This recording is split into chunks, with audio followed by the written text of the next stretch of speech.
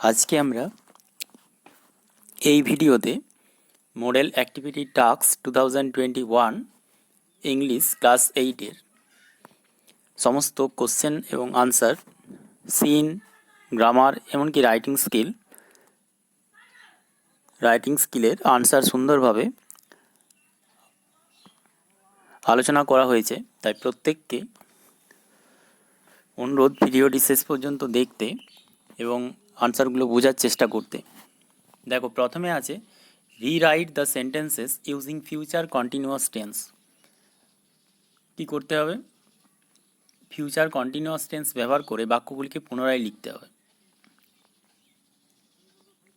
দেওয়া আছে, দেখো, the students will shout when the teacher comes. এটা সিম্পল ফিউচার টেন্সে আছে, কিন্তু এটাকে কি করতে হবে? ফিউচার কন্টিনিউয়াস টেন্স, এটাকে ফিউচার কন্টিনিউয়াস টেন্সে পরিবর্তন করতে হবে। তাহলে এখানে দেখো, ফিউচার কন্টিনিউয়াস টেন্সের গঠনটা তাহলে আগে জানতে হবে। ফিউচার কন্টিনিউয়াস টেন্সের গঠনটা হচ্ছে কি? সাবজেক্ট, তারপর শ্যাল অথবা উইল যুক্ত বি যুক্ত মেন ভার্বের সাথে আইএনজি যোগ যুক্ত অবজেক্ট। তাহলে এখানে দ্য স্টুডেন্টস উইল শাউট আছে, কি হবে? এটা যদি চেঞ্জ করা হয় তাহলে the students will be shouting, অর্থাৎ উইলের পর বি যোগ হবে আর মেন ভার্ব শাউট তার সাথে আইএনজি যোগ হবে, অর্থাৎ আনসারটা হচ্ছে the students will be shouting when the teacher comes, শেষে ফুল স্টপ। ঠিক আছে, এবারে পরেরটা দেখো, next, the girls will dance on the stage in the evening. এই আনসারটা কী হবে? দ্য গার্লস উইল ডান্স আছে, কিন্তু আনসারটা হবে the girls will be dancing. এই the girls will be dancing এটা হচ্ছে ফিউচার কন্টিনিউয়াস টেন্স। তাহলে the girls will be dancing on the stage in the evening. উইলের সাথে কি যোগ হচ্ছে? বি যোগ হচ্ছে, এবং ডান্সের সাথে আইএনজি যোগ হচ্ছে। উইল ডান্সের পরিবর্তে আমরা কি লিখছি? Will be dancing on the stage in the evening. এবারে নেক্সট আছে, দেখো, mother will work in her office. Mother will work, লক্ষ্য করো উইল ওয়ার্ক আছে, অর্থাৎ এটা সিম্পল ফিউচার টেন্সে আছে। তাহলে আনসারটা কী হবে? ফিউচার কন্টিনিউয়াস যদি করতে চাই তাহলে কি হবে? মাদার উইল বি ওয়ার্কিং, অর্থাৎ উইলের পর বি যোগ হবে এবং ওয়ার্কের সাথে আইএনজি যোগ হবে। Mother will be working in her office. এবারে নেক্সট দেখো, অ্যাক্টিভিটি 2,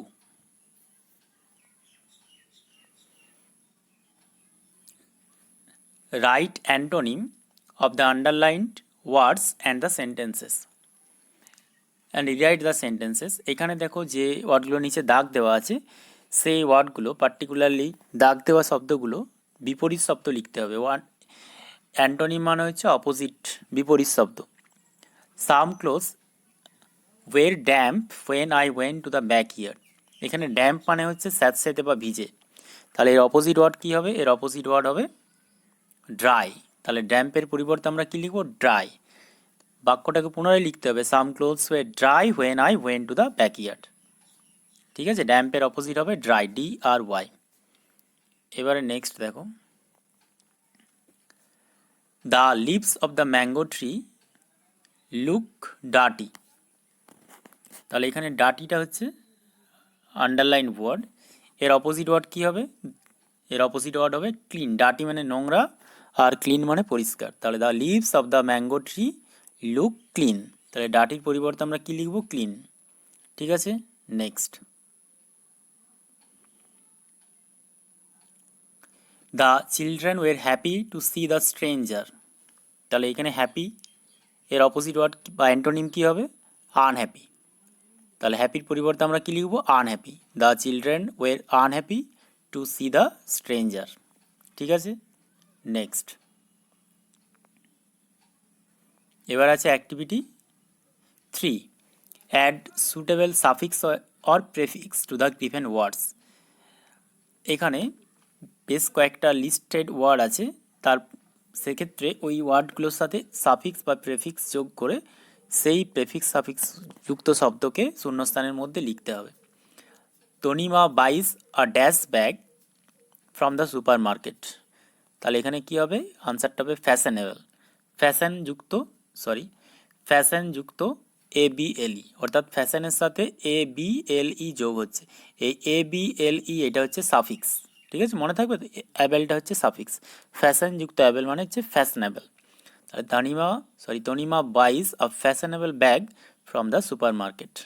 নেক্সট আছে দেখো, it was dash to catch the deer for the hunter, এটা একটা দা বাদ যাবে, ফর দ্য হান্টার। এখানে দেখো পসিবলটা ওয়ার্ডটা আছে, কিন্তু এক্ষেত্রে এর সাথে কি যোগ হবে, প্রেফিক্স যোগ হবে, প্রেফিক্স আই এম যোগ হবে, ইম্পসিবল, আনসারটা কি হবে, ইম্পসিবল। এই ইমটা হচ্ছে প্রেফিক্স। শব্দের যদি আগে যোগ হয় তাহলে সেটা প্রেফিক্স, এবং শব্দের শেষে যদি যোগ করা হয় তাহলে সেটা হচ্ছে সাফিক্স। নেক্সট আছে দেখো,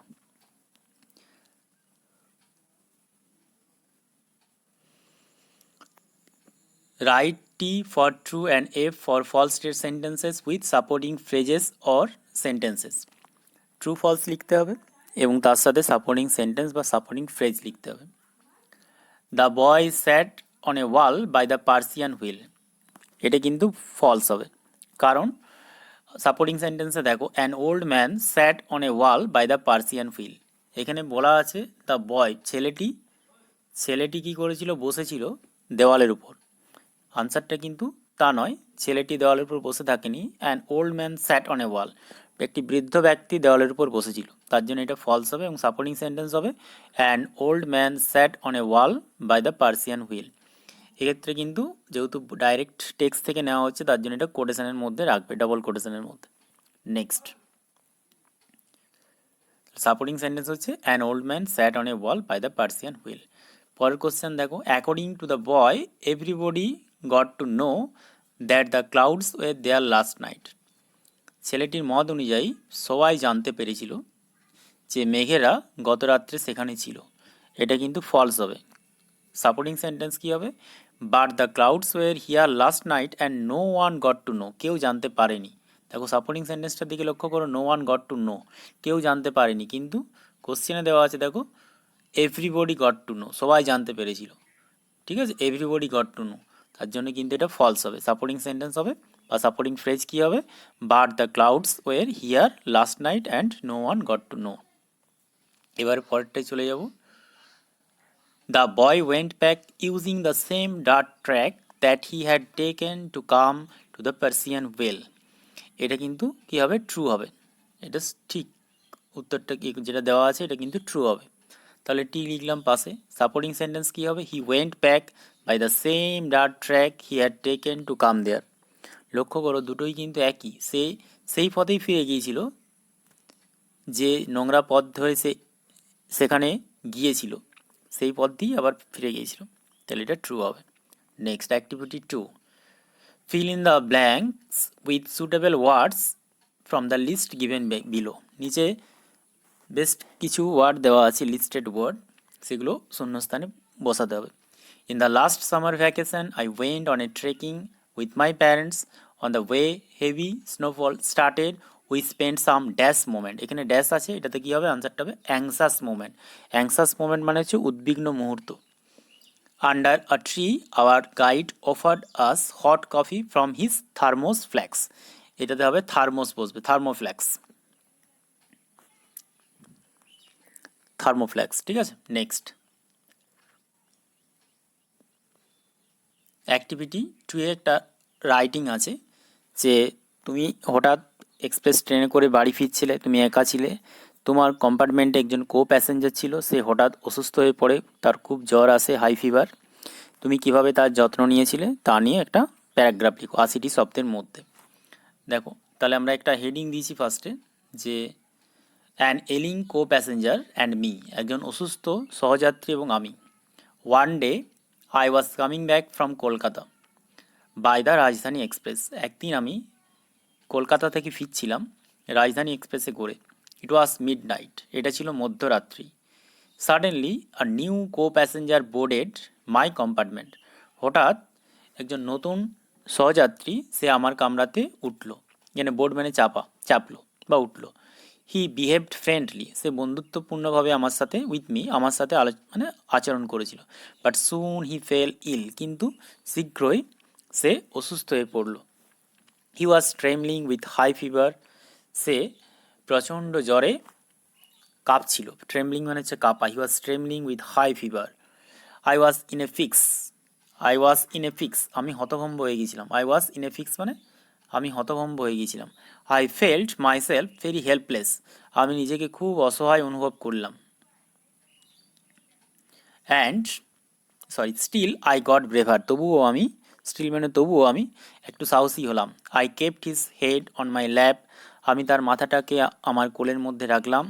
and put a water soaked cloth on his head, এবং তার মাথার উপরে জল দিয়ে সিক্ত করা একটা কাপড়ের টুকরো তার মাথাতে রাখলাম। Das after some time his body temperature গোজ ডাউন, এভাবে কিছু সময় পর তার শরীরের তাপমাত্রাটা একটু কমে গেল। গো ডাউন মানে কমে যাওয়া, goes down. And he became normal again, সে আবার স্বাভাবিক হয়ে উঠল। He thanked me and got down from the train at the next station, সে আমাকে ধন্যবাদ জানালো এবং পরের স্টেশনে সে কী করলো, ট্রেন থেকে নেমে পড়লো। যাই হোক, এই আনসারটা তোমরা লিখে নেবে। আনসারটা এখানে দেওয়া হলো। সিম্পল ল্যাঙ্গুয়েজ ব্যবহার করা হয়েছে, খুব কঠিন নয় এবং ছোট করেই লেখা হয়েছে। এর সাথে তোমরা নিজস্ব এক দুটো সেন্টেন্স অ্যাড করতেও পারো বা কোনো বাক্যকে মডিফাই করে লিখতেও পারো। ঠিক আছে, নেক্সট আছে দেখো। এরপর আছে গ্রামার ইনফিনিটিভের সাহায্যে। এখানে গ্রামার দেওয়া আছে দেখো। Point out the finite and non finite verb, অর্থাৎ একটা বাক্যের মধ্যে ফাইনাইট ভার্ব এবং নন ফাইনাইট ভার্ব দুই ধরনের ভার্বকেই ব্যবহার করা হয়েছে। তার মধ্যে আইডেন্টিফাই করতে হবে কোনটা ফাইনাইট ভার্ব কোনটা নন ফাইনাইট। একটু শুনে নাও। ফাইনাইট ভার্ব মানে একটা ভার্ব যেটার বাংলা হচ্ছে কি সমাপিকা ক্রিয়া, যে ভার্বটা কি কোনো বাক্যকে সম্পূর্ণ করে। আর নন ফাইনাইট ভার্ব মানে হচ্ছে কোনো ভার্ব, যে ভার্ব কোনো বাক্যকে কী রাখে, কোনো বাক্যে যে ভার্ব কোনো বাক্যকে কী করে, অসম্পূর্ণ রাখে, বাক্যের সম্পূর্ণ অর্থকে প্রকাশ করতে পারে না। আর সমাপিকা ক্রিয়া ঠিক উল্টো, বাক্যকে সম্পূর্ণ করে, বাক্যের সম্পূর্ণ অর্থ প্রকাশ করতে পারে। তাহলে দেখো, my mother cooks food for the family, এখানে কুকস হচ্ছে ভার্ব, এই কুকসটা কি ভার্ব, ফাইনাইট ভার্ব। তাহলে কুকসটার নিচে কুকস আন্ডারলাইন করবে এবং তার নিচে লিখবে এটা ফাইনাইট ভার্ব। ঠিক আছে, নেক্সট আছে দেখো। সি অ্যাটেন্ডেড 3 মিটিংস, এখানে হচ্ছে ভার্ব কোনটা, অ্যাটেন্ডেড। অ্যাটেন্ডেডটা কি ভার্ব, ফাইনাইট ভার্ব। ঠিক আছে, নেক্সট।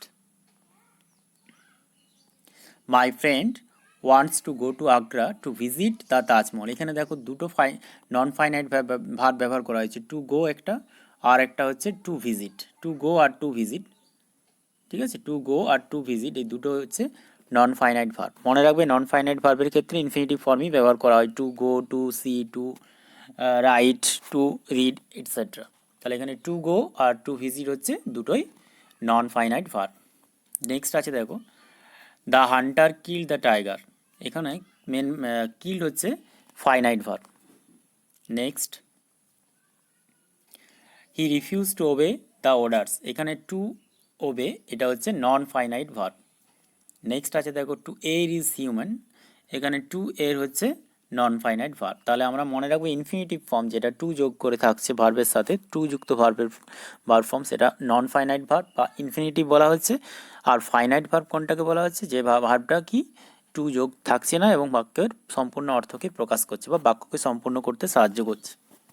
এবারে দেখো next, feel in the blanks using a suitable verb with infinitives, এখানে এই ভার্বগুলো ব্যবহার করে শূন্যস্থান পূরণ করতে হবে এবং ইনফিনিটিভ ফর্মে ব্যবহার করতে হবে। ইনফিনিটিভ ফর্ম মানে টু যুক্ত এই ভার্বগুলো বসবে, টু যুক্ত টেক, টু যুক্ত হিয়ার, টু যুক্ত সুইম, টু যুক্ত এনজয়, টু যুক্ত প্লে বসবে, কিন্তু অর্থপূর্ণ যেন হয়। দেখো প্রথমেরটা কি আছে দেখো।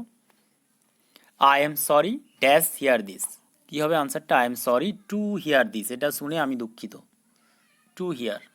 Next, everybody wishes to enjoy life, সবাই চায় জীবন উপভোগ করতে, টু এনজয় মানে উপভোগ করতে। She knows how to swim, সে জানে কিভাবে সাঁতার কাটতে হয়, তাহলে টু সুইম বসবে। He likes dash cards, he likes to play cards, সে তাস খেলতে চায় বা ইচ্ছা করে, পছন্দ করে। The doctor advised him to take rest, ডাক্তার উপদেশ দিয়েছিল তাকে বিশ্রাম নিতে। ঠিক আছে, next.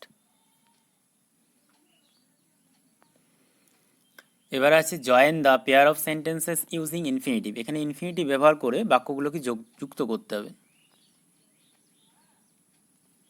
He went to Amritsar, মনে রাখবে ইনফিনিটিভের সাহায্যে যদি কোনো বাক্যকে যুক্ত করা হয় তাহলে সেই যুক্ত শব্দটা অবশ্যই, যুক্ত সেন্টেন্সটা অবশ্যই কী হবে, যুক্ত সেন্টেন্সটা অবশ্যই কিন্তু সিম্পল সেন্টেন্স হবে, মনে রাখবে।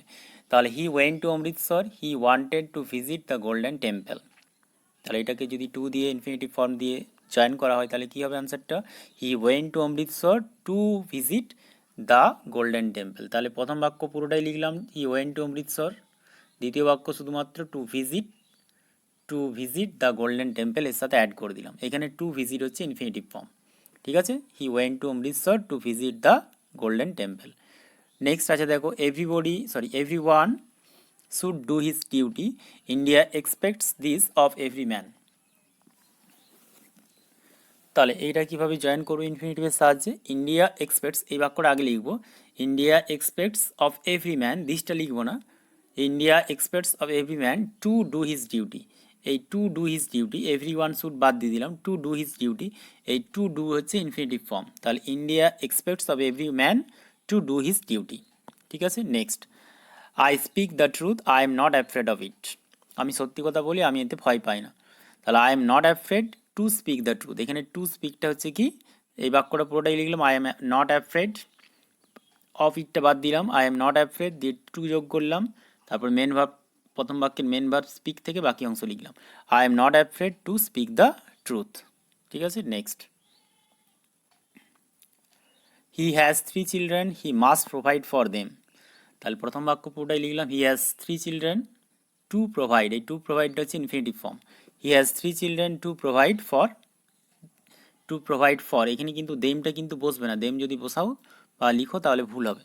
হি has 3 children to provide for, তাহলে হি মাস্ট বাদ যাচ্ছে, তা প্রোভাইডের আগে টু যোগ করা হচ্ছে, এই টু প্রোভাইড হচ্ছে infinitive form, he has 3 children to provide for, ঠিক আছে। Next, every football team has a captain, he directs the other players. তাহলে every football team has a captain প্রথম বাক্য লিখলাম পুরোটাই, দ্বিতীয় বাক্যের এই ডাইরেক্ট ভার্ব থেকে বাকি অংশ, তার আগে টু যোগ করছি, every football team has a captain to direct the other players. লক্ষ্য করো টু ডাইরেক্ট, এখানে কিন্তু ডাইরেক্টের সাথে এস যোগ আছে, কিন্তু ইনফিনিটিভ হলে এস যোগ হবে না, to direct the other players. যাই হোক, আমরা আজ এইভাবেই এই আনসারগুলো আলোচনা করলাম। যদি তোমাদের বুঝতে কোনো অসুবিধা লাগে অবশ্যই কমেন্টে জানাবে, আর অবশ্যই বন্ধুদের মধ্যে এটা শেয়ার করবে যাতে সবাই এই আনসারগুলো বুঝতে বা শিখতে বা করতে সুবিধা হয়।